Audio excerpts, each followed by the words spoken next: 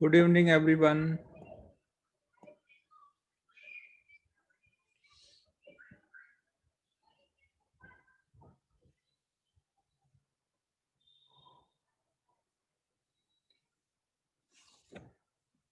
चलो आज हम लोग को मैग्नेटिक फील्ड में एक्सरसाइज 2 अभी करना था ना डिस्कस।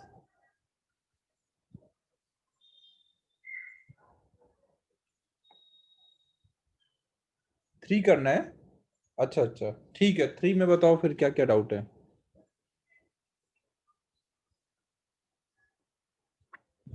अच्छा हाँ, 2 में शायद लास्ट के कुछ बाकी रह गए थे थोड़े से।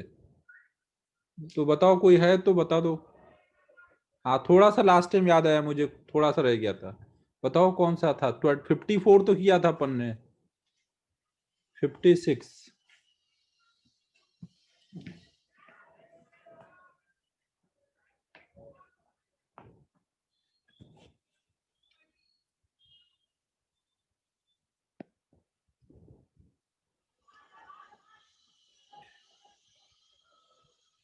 56 देख लो। A uniform magnetic field of 1.5 Tesla exists in a cylindrical region of radius this, its direction being parallel to the axis along east to west. A current carrying wire in north-south direction passes through this region. Wire intersect the axis and experiences a force of 1.2 Newton downward. If the wire is turned from north-south to northeast,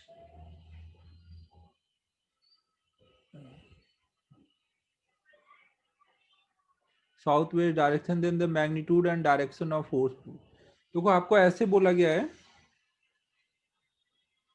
कि मान लो इधर east है, इधर waste है, इधर north है, इधर south है।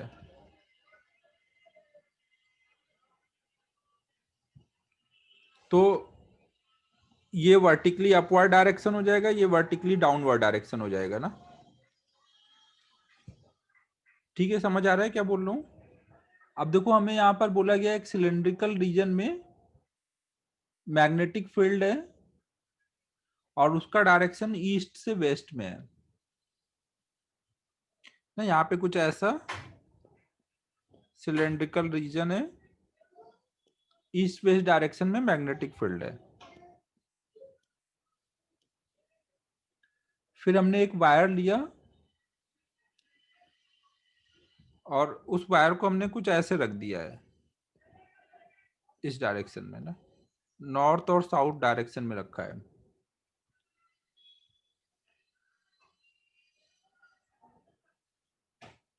ईस्ट से वेस्ट है। अच्छा ओके।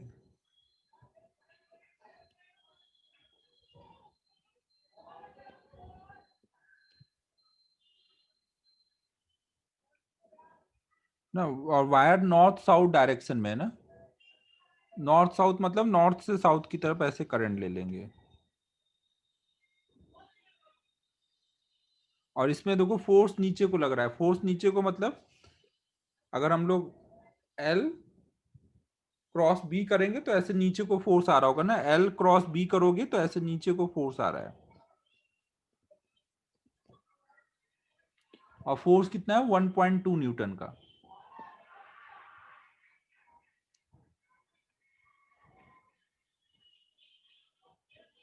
ना फोर्स इक्वल टू क्या हो जाएगा अभी? बी आई एल ना, और एंगल उनके बीच में 90 डिग्री है।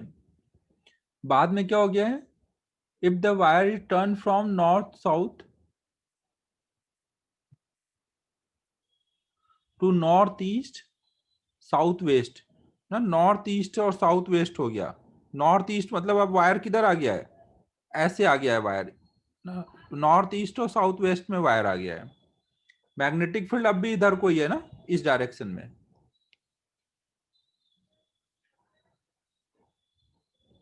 तो अब मैग्नेटिक फील्ड और करंट कैरिंग वायर के बीच में अब एंगल कितना बनेगा? 45 डिग्री ना। और एल क्रॉस बी करोगे तो पहले एल इधर ले जाओगे क्रॉस बी करेंगे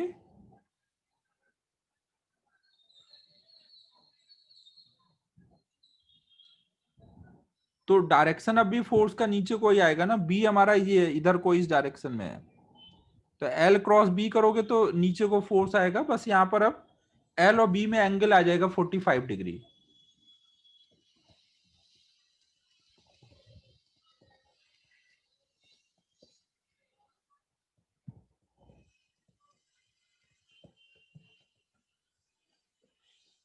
कुछ समझ आया और समझाना है?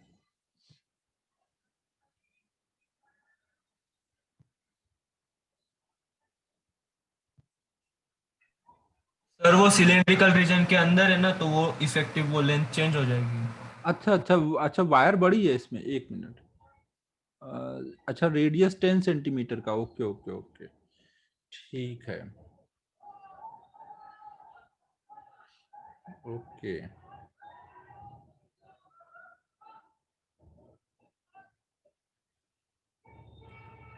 ठीक है, तो अगर हम लोग मान लो इसको इधर से डायग्राम देखते, तो हमें क्या डायग्राम में दिखता है? एक ऐसा सिलेंडर दिखता ना, बाहर को हमारा वेस्ट है, अंदर को ईस्ट है।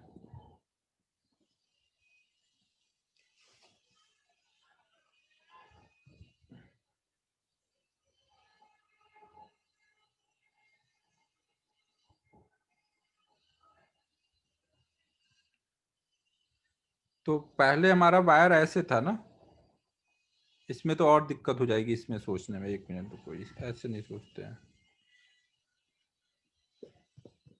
नॉर्मल हम लोग ऐसे सोच लेते हैं कि अगर हमारा ये सिलेंडर है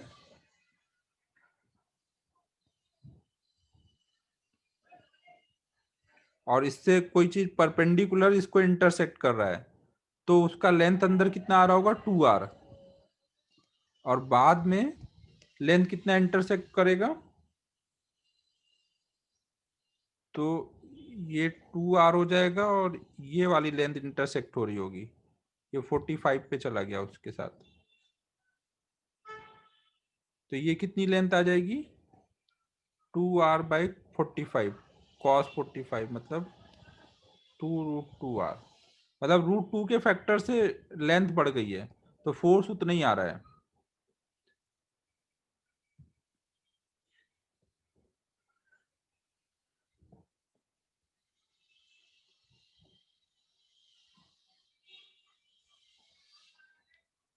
हाँ, या तो डायरेक्ट ऐसे भी बोल सकते हो कि परपेंडिकुलर लेंथ सेम होगी, उससे भी वही चीज आ जाएगी। उसको हमने रोटेट कर भी दिया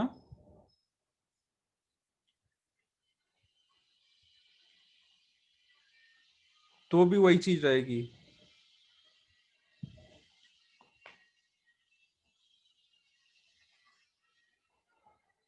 ठीक है ना? 56 क्लियर है ना?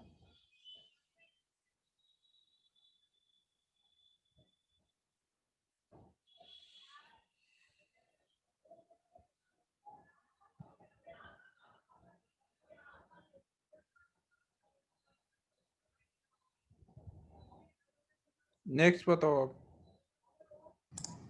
सर 55 में से भी इतना बोल दो ना कि वो एक फोर्स अंदर भी लगेगा ना। 55 में सिर्फ डायग्राम देख लो, कंडक्ट वो क्वेश्चन अलग है मतलब। A conducting rod of length L and mass m is moving. एक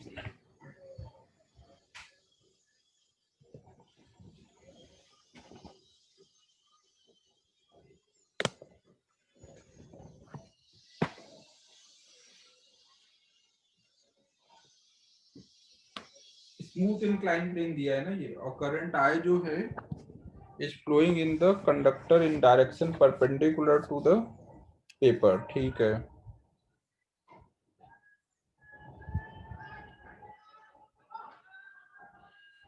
तो वेलोसिटी कांस्टेंट है, मतलब फोर्स बैलेंस कर देना है हमें।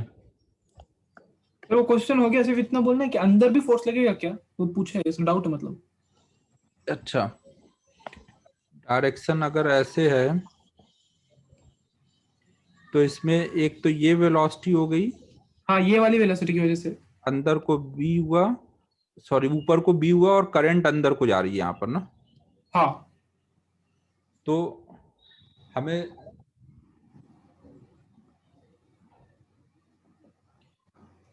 जो एल का डायरेक्शन होगा वो ये वाला हो जाएगा ना।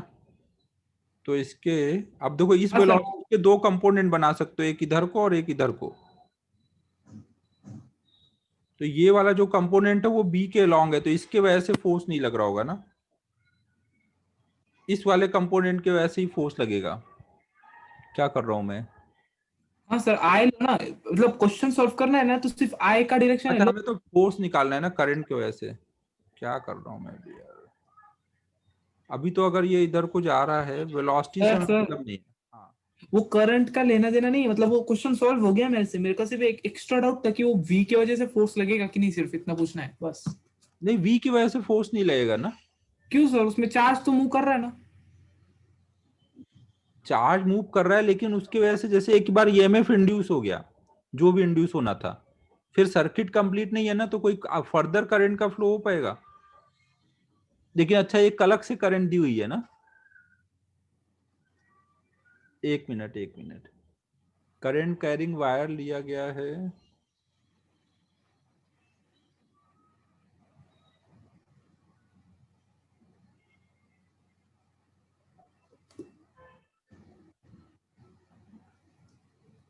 मतलब वो करंट का भी डायरेक्शन ले सकते हैं क्या, मतलब करंट किस डायरेक्शन मूव कर रहा है ऐसा।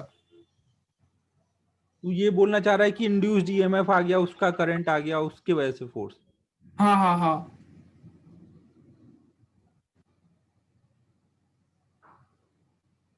देख हमें क्वेश्चन में क्या बोला गया है, ये फाइनल वी और ये फाइनल करंट है, जो भी इंड्यूस इंड्यूस होने की वजह से फाइनल ये करंट है। तो फाइनल फोर्स तो हम यही वाला लेंगे ना। ओके ओके ओके, समझ गया सर, समझ गया।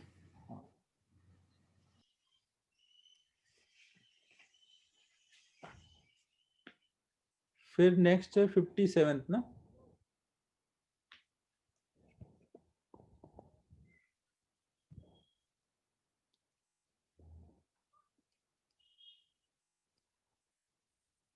A conductor of length L and mass m is placed along the east-west line on a table.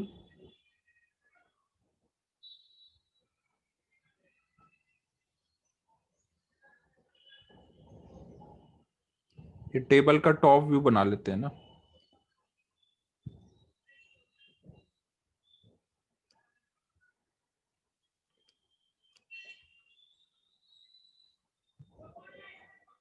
अब अचानक से यहाँ पे एक चार्ज क्यों पास हुआ इसमें से,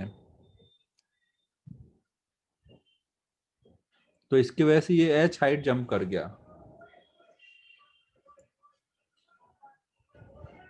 अर्थ magnetic field is B, charge pass through the conductor is.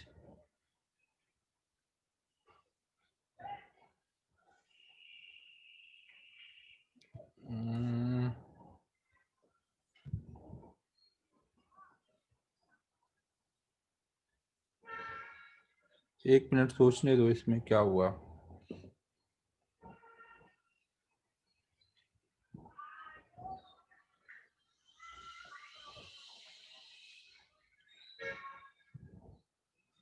अगर डेल्टा टी टाइम में पास हुआ तो फोर्स हम कितना बोल सकते हैं, बी आई एल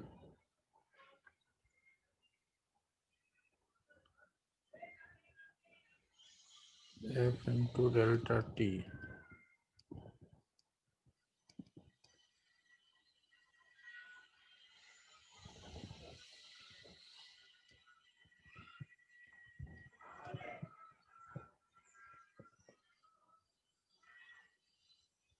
तो देखो ऐसे कर ले रहे हैं, अगर मान लो डेल्टा टी टाइम में डेल्टा क्यू चार्ज पास हुआ, तो हम लोग बोल सकते हैं फोर्स कितना लगा होगा, बी आई एल ना। और फिर हमने डेल्टा टी को इधर कर दिया, तो फोर्स इनटू टाइम इम्पल्स हो गया। इम्पल्स को क्या लिख सकते हैं, चेंज इन मोमेंटम। अगर वो एच हाइट तक ऊपर गया है तो उसकी वेलोसिटी क्या रही होगी, अंडर रूट 2 GS से ऊपर गया होगा ना। तो ये फाइनल मोमेंटम है ना, उसके जस्ट पहले जीरो था ना, पड़ा हुआ था वो। फिर जैसे चार्ज पास हुआ तो इतने वेलोसिटी से ऊपर गया, तो ये फाइनल मोमेंटम है, तो चेंज इन मोमेंटम हो गया। तो इससे हम लोग निकाल सकते हैं डेल्टा क्यू कितना होगा। समझ आया क्या 57th?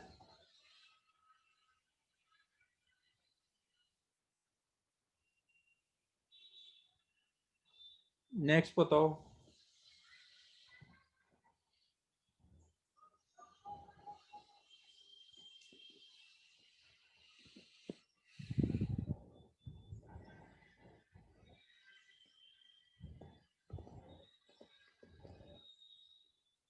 सिक्सटी में बोला गया है a semi circular current carrying wire has a radius R placed in X Y plane with its center at origin. There is a non-uniform magnetic field. ठीक है, तो हमें सेमी सर्कुलर वायर पे बताना है कितना फोर्स लगेगा।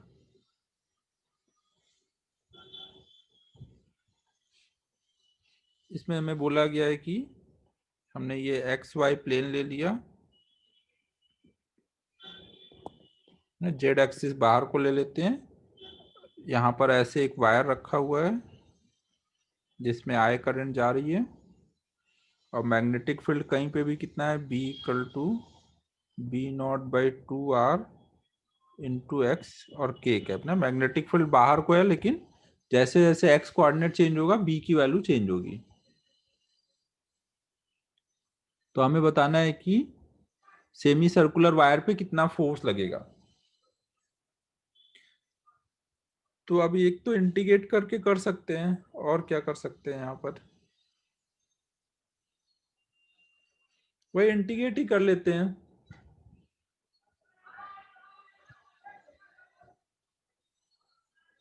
अच्छा, डायरेक्शन चाहिए क्या? ओके ओके, अगर हम डायरेक्शन देखें तो हर एक जगह पे देखो, यहाँ पर जो भी वायर लेंगे यहाँ पर उस पे फोर्स क्या लग रहा होगा, एक यहाँ पे डीएल लेंथ ले लो, एक यहाँ पे डीएल लेंथ ले लो ना, और उनका फोर्स देखो। इस डीएल लेंथ पे फोर्स कितना बोल रहे होगे, इस डीएल लेंथ का एक कंपोनेंट, इस पे डायरेक्शन कितना आ जाएगा, डीएल। यहाँ पे देखो, अगर इधर के साइड देखोगे तो निगेटिव में बी एक्स कोऑर्डिनेट होगा ना। एक्स कोऑर्डिनेट जब निगेटिव होगा तो बी अंदर को होगा, इधर एक्स कोऑर्डिनेट पॉजिटिव है तो बी बाहर को होगा। और दोनों जगह हमने सेम डिस्टेंस पे लिया तो बी की वैल्यू सेम है। तो अब अगर हम इस पे देखेंगे तो डीएल क्रॉस बी करेंगे तो फोर्स ऐसे लग रहा होगा ना। डीएल इधर को फिंगर रखो और अंदर को कर्ल करो तो इधर आ रहा होगा। सेम वे में इधर को जब देखेंगे तो डीएल क्रॉस बी करेंगे, डीएल क्रॉस बी करेंगे तो फोर्स कुछ ऐसे लग रहा होगा। तो इन फोर्स का इसका एक कंपोनेंट इधर आएगा और एक इधर आएगा, इसका एक इधर आएगा एक इधर आएगा, तो ये दोनों कट जा रहे हैं ना, ये दोनों के ऐड हो जा रहे हैं, तो निगेटिव एक्स एक्सिस के लॉन्ग फोर्स लग रहा है। आंसर चेक कर लो एक बार।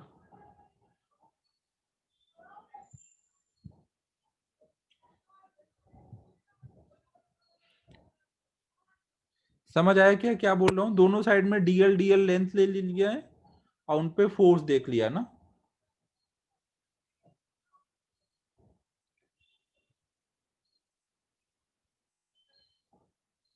हाँ, मैग्नीट्यूड के लिए तो इंटीग्रेट ही करना पड़ेगा।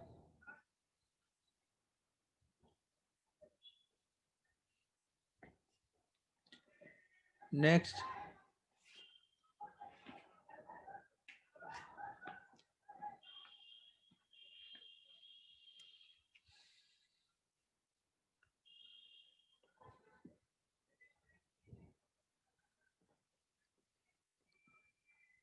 सिक्सटी वन देखो, a toroid of mean radius a, cross section radius a, and total number of turns n, it carries current I, torque experienced by the toroid if a uniform magnetic field of strength b is applied.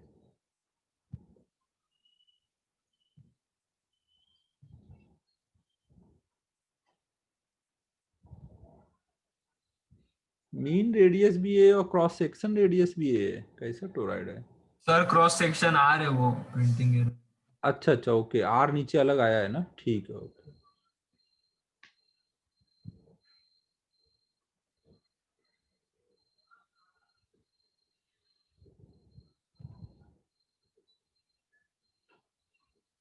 देखो अगर हम ऐसे toroid लेंगे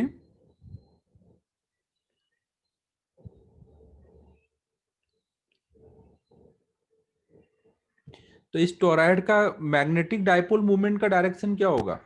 यहाँ पे जैसे हर जगह ऐसे टर्न्स होंगे ना कंटिन्यूअस, मैं थोड़े डिस्टेंस डिस्टेंस पे दिखा रहा हूँ, तो हर एक का जो मैग्नेटिक डाइपोल मूवमेंट का डायरेक्शन हो रहा होगा कुछ ऐसे आ रहा होगा। तो नेट मैग्नेटिक डाइपोल मूवमेंट क्या हो जाएगा सबका ऐड करके? सारे वेक्टर ऐड करेंगे तो जहां से चलेंगे वहीं पहुंच जाएंगे ना, 0। तो कोई भी अगर हम बी लगाएंगे तो m क्रॉस बी 0 आएगा। एक बार आंसर चेक करो 0 है क्या। ठीक है, फिर क्यों पूछा था राज तूने? मुझे लगा पूछ रहा है तो कुछ होगा क्वेश्चन में।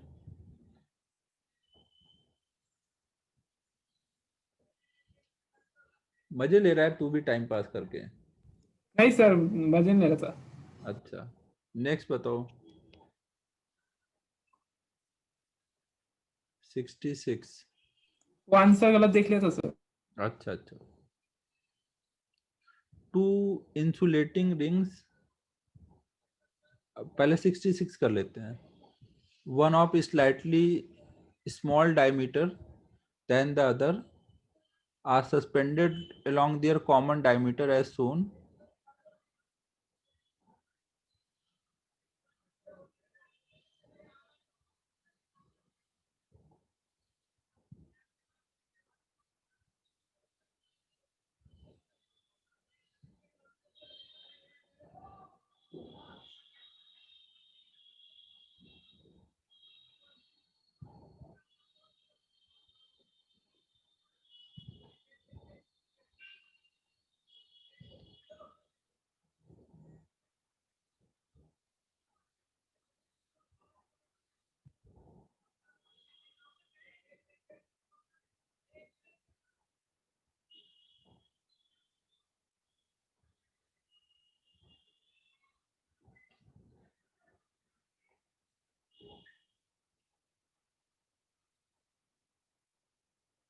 इसमें बोला गया है, देखो दो two insulating rings, one of slightly smaller diameter than the other are suspended along their common diameter.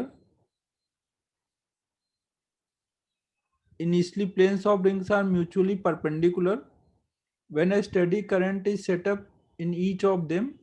देखो यहाँ पे क्या हो रहा है, एक हमने रिंग कुछ ऐसे ली और एक रिंग कुछ ऐसे ली हुई है।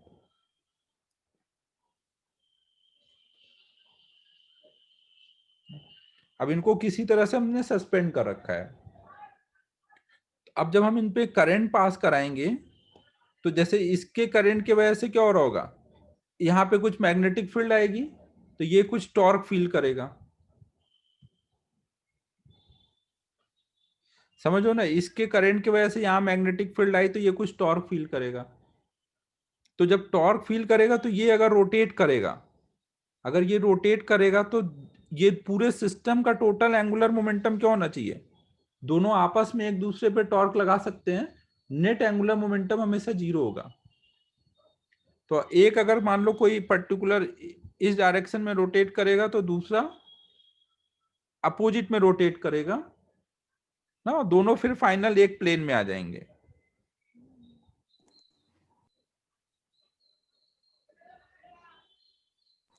तो इसका ए डायग्राम ऑप्शन होना चाहिए। वो ऐसा है, मतलब वो प्लेन अलग अलग नहीं, उनके दोनों प्लेन ऊपर हिंज्ड है। हाँ सेम है, मतलब फर्क नहीं पड़ेगा इतना।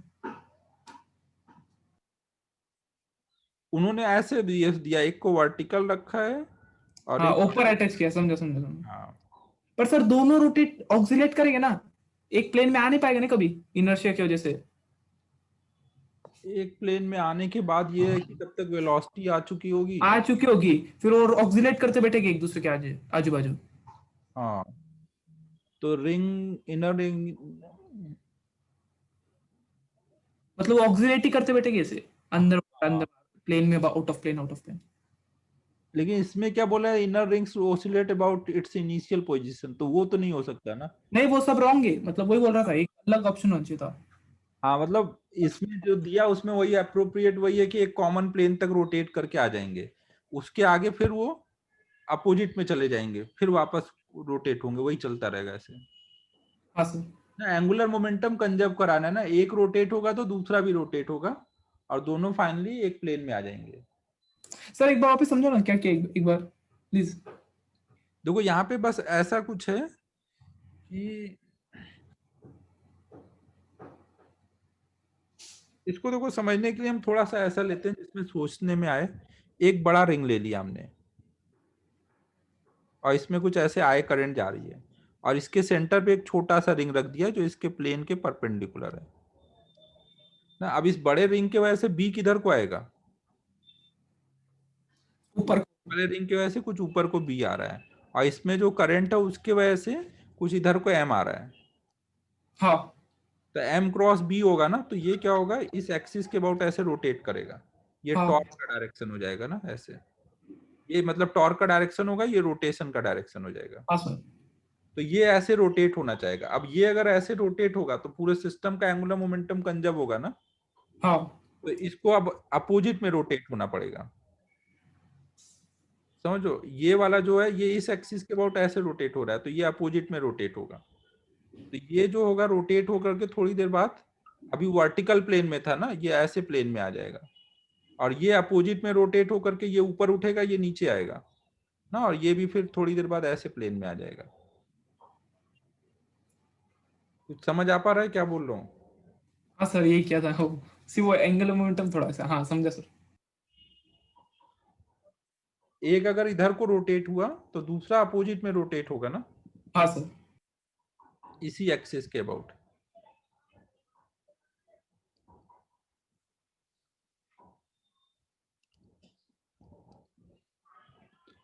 नेक्स्ट बताओ 65।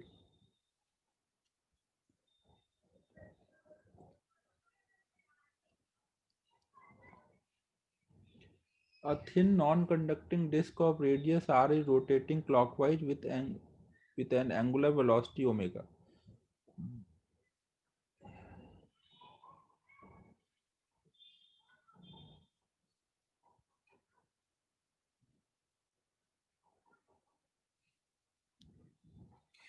यहाँ पे एंगुलर मोमेंटम कंजर्व होगा ना, L1 I1 omega 1 equal to I2 omega 2। जिसका I ज्यादा होगा उसका ओमेगा कम होगा। छोटे वाले का I क्या होगा, कम होगा ना, तो उसका ओमेगा ज्यादा हो जाएगा। A thin non-conducting disk is rotating clockwise with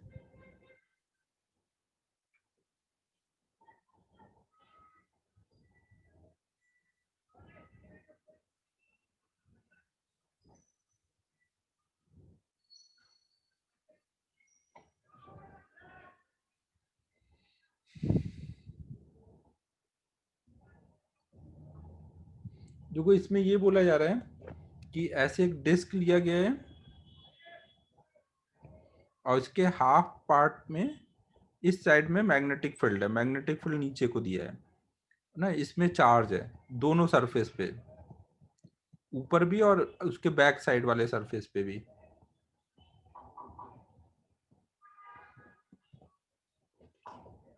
तो हमें क्या बताना है,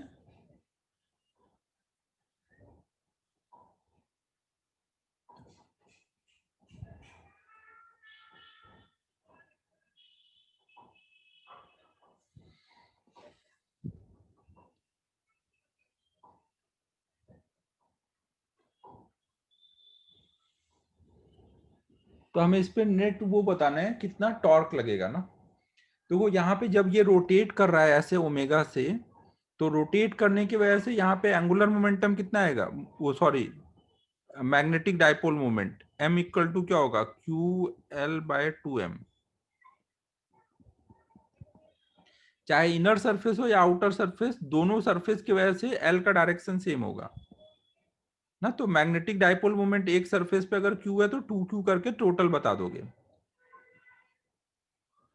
अब अगर मैग्नेटिक फील्ड पूरे में होता तो वहां पे टॉर्क कितना लगता?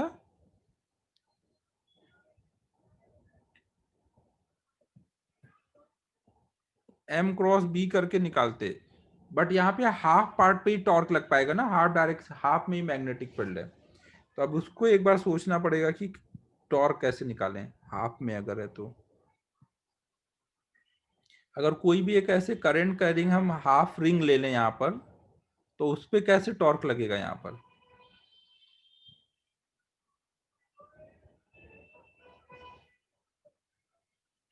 केवल डायरेक्शन चाहिए ना। तो अगर हम लोग मान लो यहाँ पे एक ऐसे करंट चार्ज ऐसे मूव कर रहा है, तो यहाँ पे क्या हो रहा है, करंट कैरिंग बहुत सारे रिंग्स बन रहे हैं ना। तो कोई भी एक रिंग पे देखते हैं टॉर्क कैसे लग रहा होगा। तो अब जैसे हम यहाँ पे एक छोटा सा डीएल लेन ले ले, तो उसमें हम मानेंगे ऐसे करंट जा रही है, तो डीएल क्रॉस बी करेंगे तो इस पे फोर्स जो आएगा वो ऊपर को आएगा। और ऐसे यहाँ पे जब लेंगे डीएल इधर को है, तो डीएल डीएल क्रॉस जब बी करेंगे तो उसका टॉर्क फोर्स अंदर को आएगा।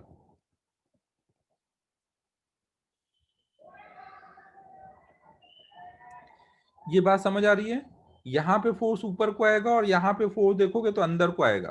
तो ये दोनों फोर्स मिलके इसको कैसे घुमा देंगे, ये ऊपर को ये अंदर को, तो ऐसे घुमाएंगे ना, इस चीज को ऐसे घुमा देंगे। समझ आ रहा है? अगर ऐसे घुमा देंगे तो नेट टॉर्क का डायरेक्शन क्या बोलोगे? Net torque vector on the disc is directed towards leftward. ये जो डायरेक्शन होगा इसको क्या बोलोगे ना? अगर ऐसे घूम रहा है तो आप इस डायरेक्शन में राइट हैंड के फिंगर्स कर्ल करो तो थंब इधर को जा रहा होगा इस डायरेक्शन में ना, तो लेफ्ट वर्ड है, तो बी ऑप्शन हो जाएगा।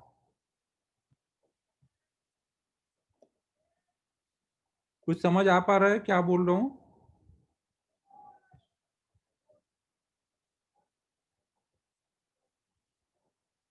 यहाँ पे एक डीएल लेंथ पे देखा, यहाँ डीएल लेंथ पे देखा ना, तो यहाँ फोर्स ऊपर है यहाँ नीचे है, तो टॉर्क ऐसे आ रहा है। अब घूमने का डायरेक्शन आ गया तो टॉर्क का डायरेक्शन जिधर को ये जा रहा है घूम रहा है उधर को फिंगर्स कर्ल करो तो थंब बताएगा टॉर्क का डायरेक्शन, तो वो इधर आएगा।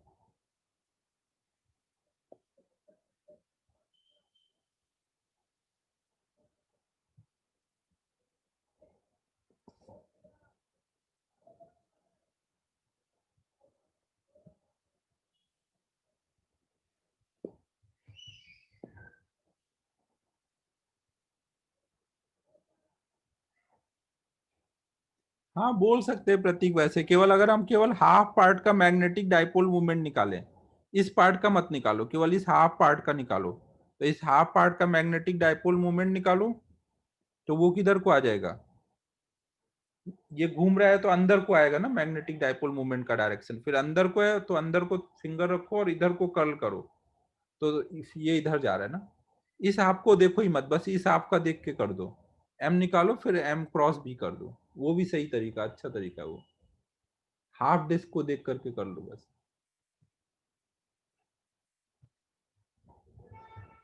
ठीक है, हो गया होगा।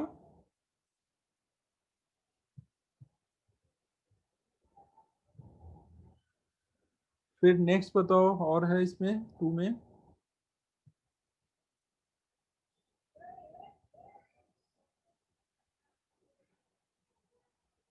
एक्सरसाइज 3 शुरू किया जाए अब। बताओ 3 में फिर पहला डाउट क्या है?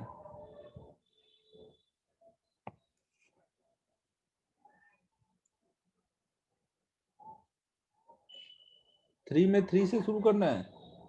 क्यों प्रथमेश, 3 में 3 से बोल लो या 5 से बोल लो?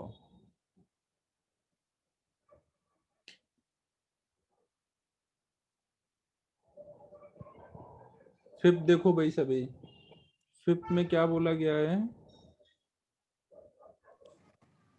सर 3 में, ये देख लो फिर 3 में क्या है? और positive particle of positive charge q mass m enters with velocity vj,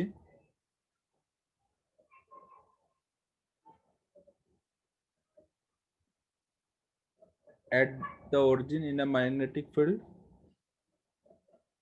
which is present in the whole space. The charge makes a perfectly inelastic collision with an identical particle at rest, but free to move at its maximum y coordinate. After collision, combined charge move with the trajectory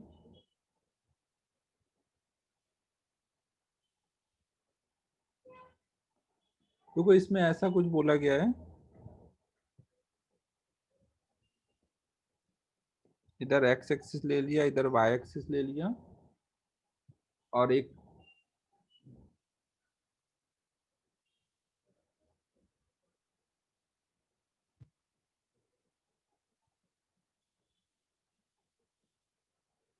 positive charge यहाँ पे रखा हुआ है origin पे, q charge मास m, और एक दूसरा positive charge identical charge इससे आके टकराता है, और यहाँ पर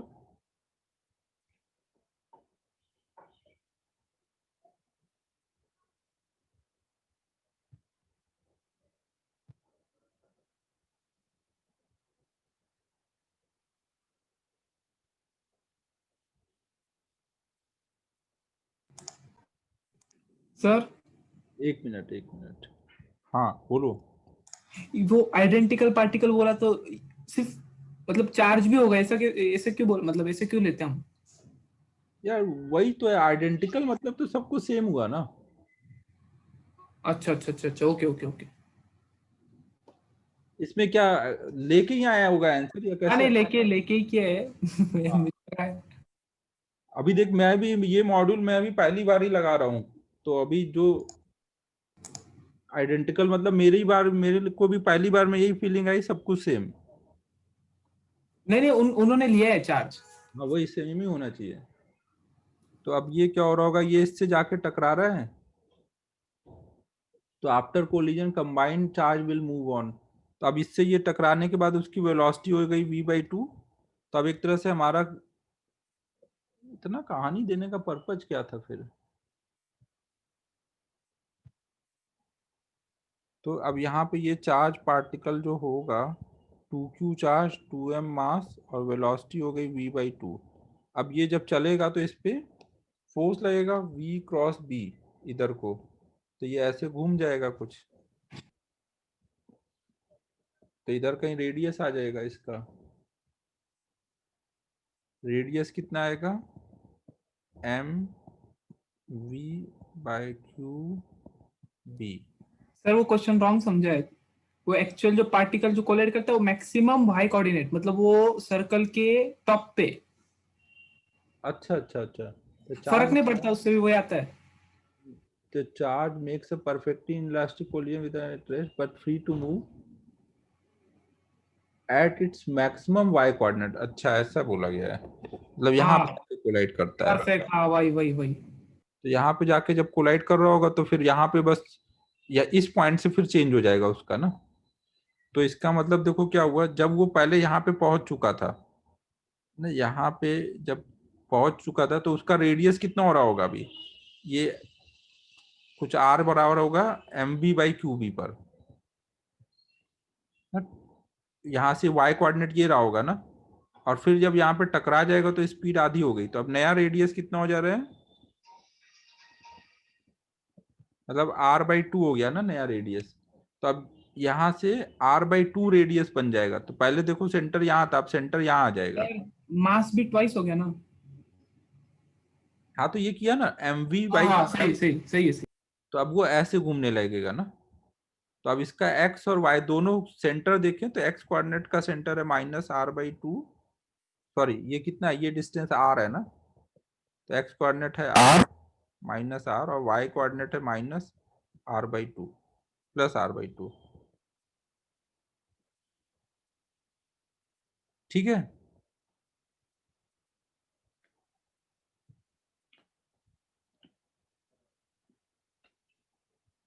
नेक्स्ट बताओ,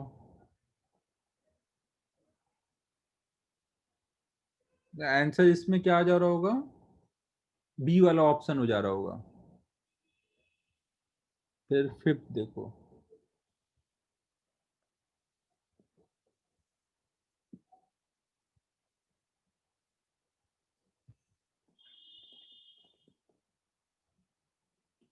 फिफ्थ में क्या है, a long thin walled pipe of radius r carries a current I along its length.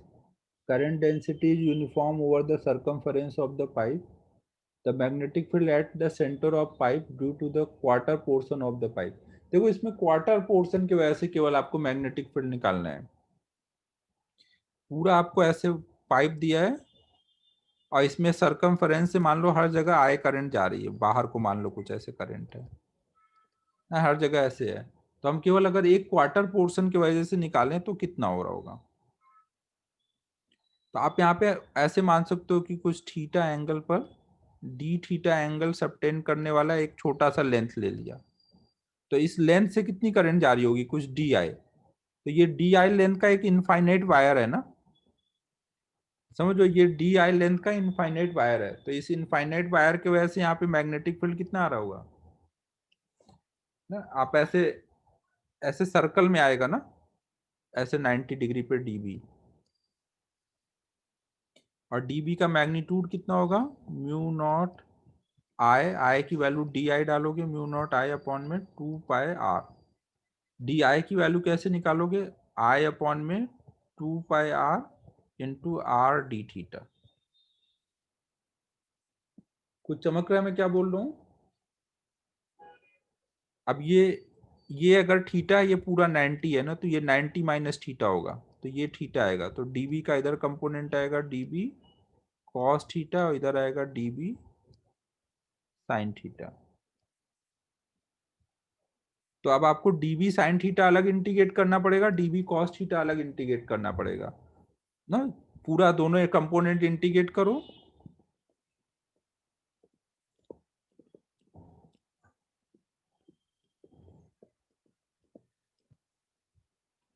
फिर नेट बी कितना हो जाएगा, क्वार्टर की वजह से बस निकालना है ना, थीटा 0 से 90 तक इंटीग्रेट कर दो।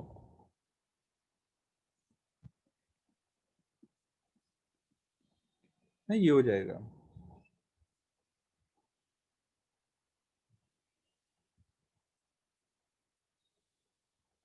और कुछ हो सकता है इसमें शॉर्टकट कुछ।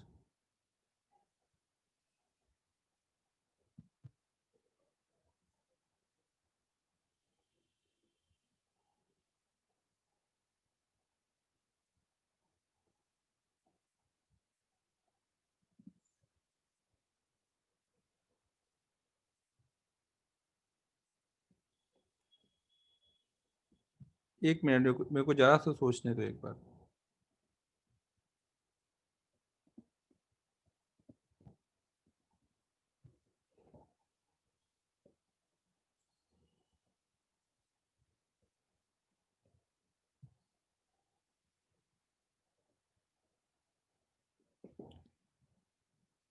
अगर हम उसको आर्क लेके करें ना तो थोड़ा सोचना आसान होगा, एक ही कंपोनेंट निकालना पड़ेगा।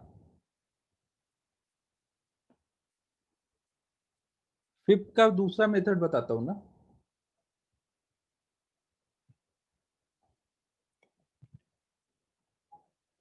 देखो फिफ्थ में अगर हम ऐसे सोचें कि मान लो हमारे पास एक आर्क है जो कि सेंटर पे 90 डिग्री एंगल बना रहा है ना, पाइप का हमने एक आर्क ले लिया है, और इसके वजह से अगर हम लोग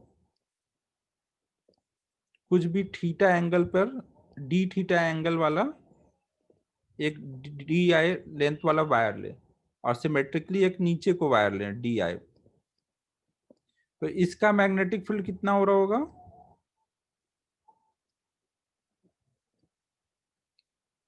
इसका मैग्नेटिक फील्ड निकालोगे तो इससे 90 डिग्री पे ऐसे जा रहा होगा, और इसका मैग्नेटिक फील्ड निकालोगे तो ऐसे जा रहा होगा। तो दोनों के केवल ये वाले कंपोनेंट ऐड होंगे, तो आपको ये वाला कंपोनेंट लिखना है और फिर इंटीग्रेट कर दो 0 से 45 डिग्री तक ना, इधर को निकाल कर ट्वाइस करो, इंटीग्रेट कर लो, हो जाएगा क्या 45।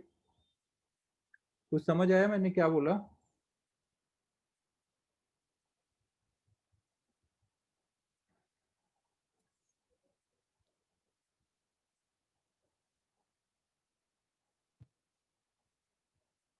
समझो ना, ऐसे लेके सोचेंगे 90 डिग्री का एक आर्क लेके और उसके परपेंडिकुलर बाइसेक्टर से ऐसे लाइन लो, उससे थीटा एंगल पे सोचो, तो एक बार इंटीग्रेट करना पड़ेगा ना।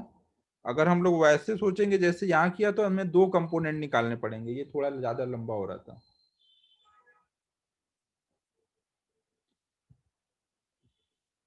बाकी लोगों ने कैसे किया, तुम लोगों ने जिनका हुआ? हाँ सर, ऐसे ही किया था एग्जैक्ट। ये वाले सेकंड वाले से? हाँ सर, आप वो डिस्कशन थोड़ा जल्दी रखते जाओ ना, वो भूल जाते हैं मेथड्स। अच्छा,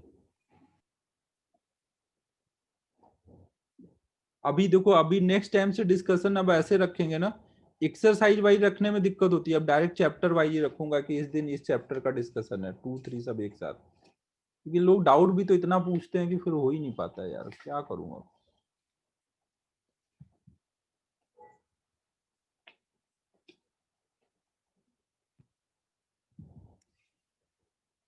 मेथड 2 में देखो, बस आपको 90 डिग्री का आर्क लेना है, उसके बीच से एक्सिस लो, थीटा एंगल पे इधर एक वायर लो, एक इधर लो, दोनों के वजह से डीबी लिखो, एक का डीबी इधर आएगा, एक का डीबी इधर आएगा, दोनों का कंपोनेंट जो इधर वाला आएगा वो ऐड हो जाएगा, ये वाले कट जाएंगे, तो एक यही वाले कंपोनेंट सबके इंटीग्रेट कर लो।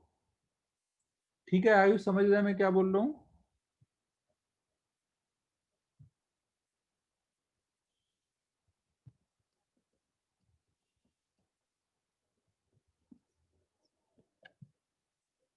नेक्स्ट बताओ।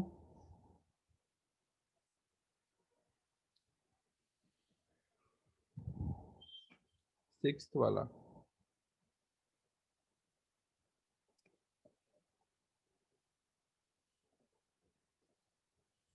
6 वाले में देखो क्या है, a long cylindrical conductor of radius a has 2 cylindrical cavities of diameter a through its entire length. ठीक है, current I is directed out of the page and it's uniform throughout the cross section of the conductor.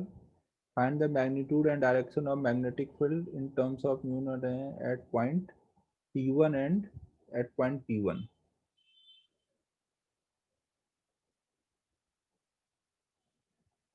तो इसमें क्या हुआ भाई?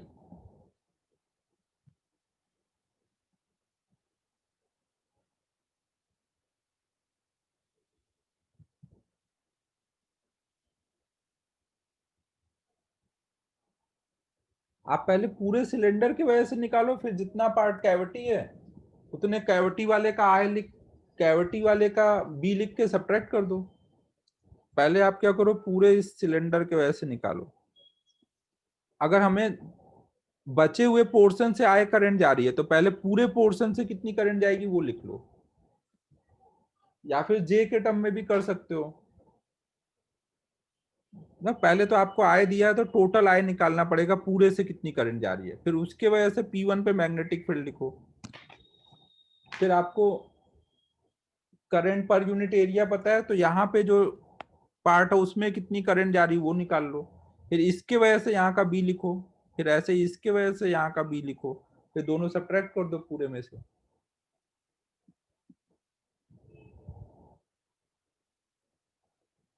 ठीक है, next बताओ। सर सिर्फ हाँ, वो एक बार उस पीछे अलग दिया उनका आंसर में, एक मतलब गलत सी लग रही मुझे आंसर में, एक बार सिर्फ आंसर देखना एक बार, पीछे का सॉल्यूशन। करना यही है अब वो। हाँ उन्होंने गलती की, मतलब उन्होंने ना पूरा पाई स्क्वायर ले लिया, पर वो पाई स्क्वायर बाय 2 रहेगा ना, कैविटी का निकाल देगा ना एरिया। कैविटी का, हाँ, जो ये आय करंट है। हाँ तो रेशियो है ना, तो उन लोगों ने डायरेक्ट पाई स्क्वायर ले लिया, ऐसा मतलब आ तो गया, वो एकदम इजी है, पर ऐसा बोल रहा था सर। अच्छा अच्छा,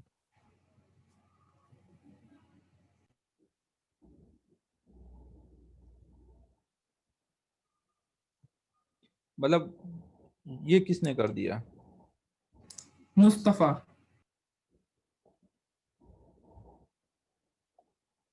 तो देखो भाई, आई करंट अपॉन में बचा हुआ एरिया यहाँ पे कितना बोलेंगे, pi a square minus pi a square by 4 × 2 ना। कैविटी के बाद बचा हुआ एरिया यही होगा ना, तो जे यहाँ पे ये हो रखा है,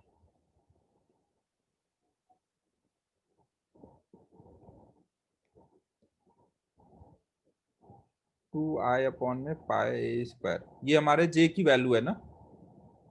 ये देख लो एक बार, सही किया ना सब कुछ। हाँ सही है। तो अब जब पूरे से हम निकालेंगे, पूरे से कितनी करंट जा रही होगी, तो पूरे से अगर टोटल करंट चाहिए तो हम क्या करेंगे, जे इंटू एरिया करेंगे पूरे का, तो ये कितना आएगा 2I।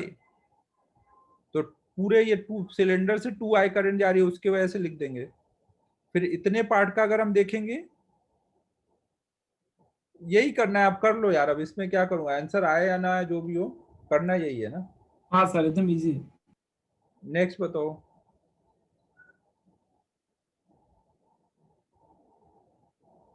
10th। यार बारिश बहुत हो रही है, हो सकता है नेटवर्क चला जाए। 1 मिनट रुकना, मेरे को यार चार्जिंग को लगाना पड़ेगा ये।